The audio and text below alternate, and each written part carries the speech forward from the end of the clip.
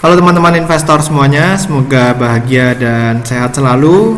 Nah, di kesempatan kali ini kita bakal bahas NV Technologies Indonesia Tbk.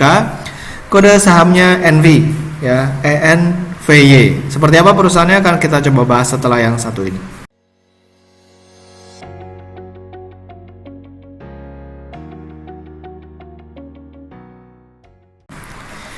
Nah ini kita lihat ya bahwa harga sahamnya NV ini dulu di tahun 2019 sempat ke 3.000 ya, ke 3.000. Bayangin harga sahamnya 3.000, sekarang harganya 50 ya kan, cuman dalam waktu 1 tahun aja. Jadi memang yang namanya saham itu kalau perusahaannya ada aneh-aneh itu biasanya nggak ada ampun ya, yang namanya pasar modal nggak ada ampun. Jadi ya udah, harga sahamnya sekarang di 50 ya, itu bisa kejadian gitu. Kalau misalnya kita bilang harga sahamnya murah ya, kita lihat dulu ya kan, apakah memang beneran murah atau jangan-jangan ada sesuatu ya kan.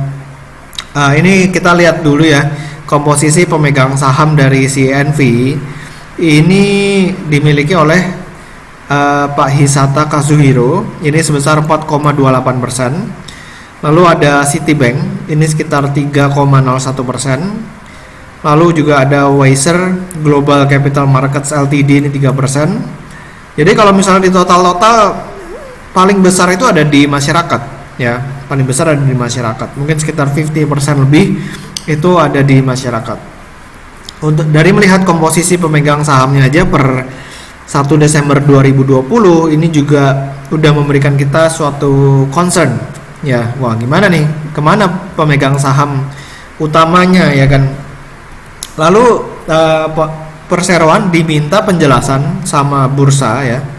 Jadi bursa ini ya cukup bagus juga karena menanyakan ada hal yang aneh gitu ya dari laporan keuangan si NV Teknologi Indonesia. Jadi perseroan ditanya latar belakang pembatalan transaksi pendapatan oleh Perintis Teknologi Nusantara ya kan. Nah di sini perseroan menjawab nih, perseroan melakukan kerjasama bisnis dengan PT Perintis Teknologi Nusantara dan PT Citra Buana Tunggal Jaya. Ya, tapi setelah jatuh tempo pembayaran pada tanggal Agustus 2020, nggak ada perkembangan signifikan dan rencana pembayaran yang jelas hubungan dengan transaksi itu. Makanya ya udahlah, perseroan mempertimbangkan untuk tidak melanjutkan transaksi sebagaimana dimaksud guna menghindari adanya piutang atau bad debt di kemudian hari yang merugikan perseroan. Jadi pendapatan dihapuskan. Kita bakal coba lihat dari laporan keuangannya. Ini yang kuartal 2 tahun 2020 ya. Di sini ditulis bahwa ada penjualan ke PT Perintis Teknologi Nusantara senilai 4,5 miliar ya, 4,5 miliar. Lalu ada penjualan ke PT Citra Buana Tunggal Jaya ini sebesar 1,65 miliar. Jadi kalau di total secara keseluruhan pendapatannya ini ada sekitar 8,8 miliar. Ya, ini kuartal 2 tahun 2020. Lalu kita bakal lihat di kuartal 3 tahun 2020.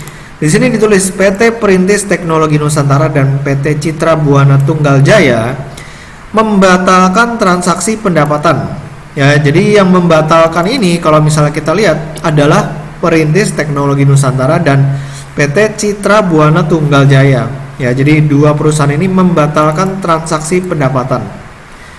Makanya di sini yang tadinya ada pendapatan dari PT Perintis Teknologi dan PT Citra Buana Tunggal Jaya itu tiba-tiba hilang.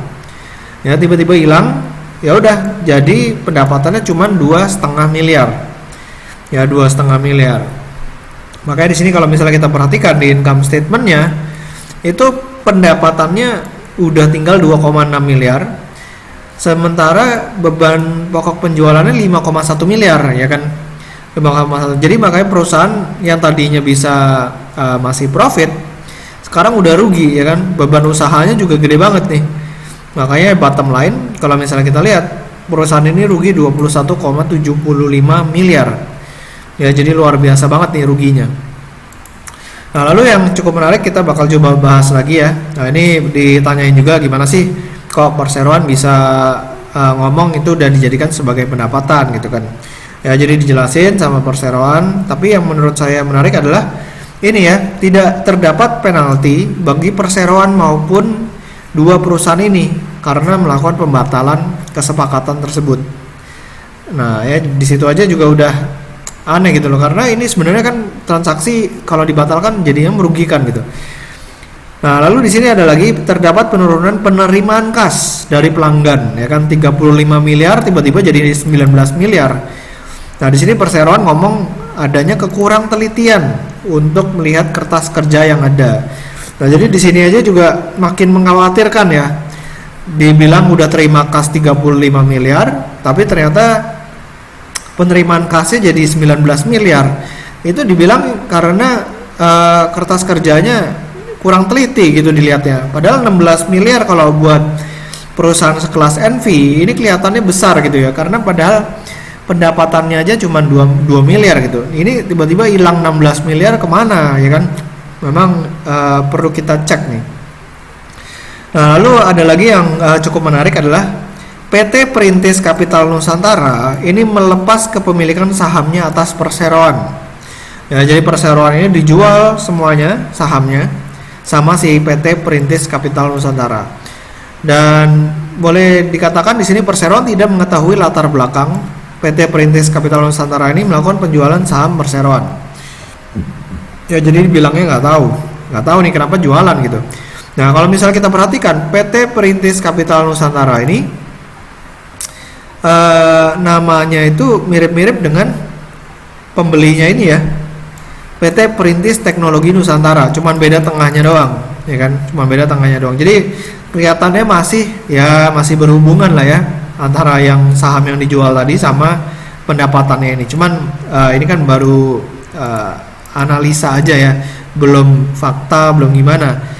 Nah, jadi kalau misalnya kita boleh simpulkan dengan adanya keanehan-keanehan ini, ya cukup wajar harga sahamnya itu ada di 50 gitu, karena yang namanya investor nggak gitu suka ya dengan adanya ketidakpastian seperti ini.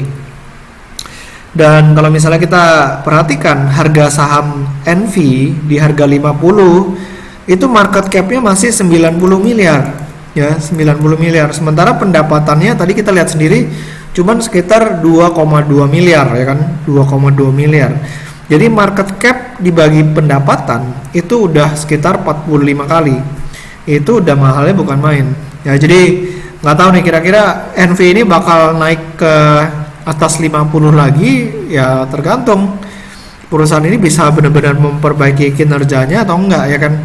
Karena udah beberapa hal ditanyain sama bursa gitu, ada hal yang aneh ya kan. Oke, jadi menurut saya pribadi sih buat naik ke atas 50 ya bisa aja, tergantung dari bandarnya ya kan. Bandarnya mau naikin ya terserah. Cuman kalau dari sisi investasi ini saham udah ya boleh dikatakan nggak gitu layak untuk dijadikan tempat investasi. Jadi demikian dari saya tentang Envy ya, Envy Teknologi Indonesia Tbk. Jangan lupa buat di subscribe YouTube channel saya dan juga follow Instagram saya di Pesan Saham. Sampai ketemu di video berikutnya. Selamat berinvestasi.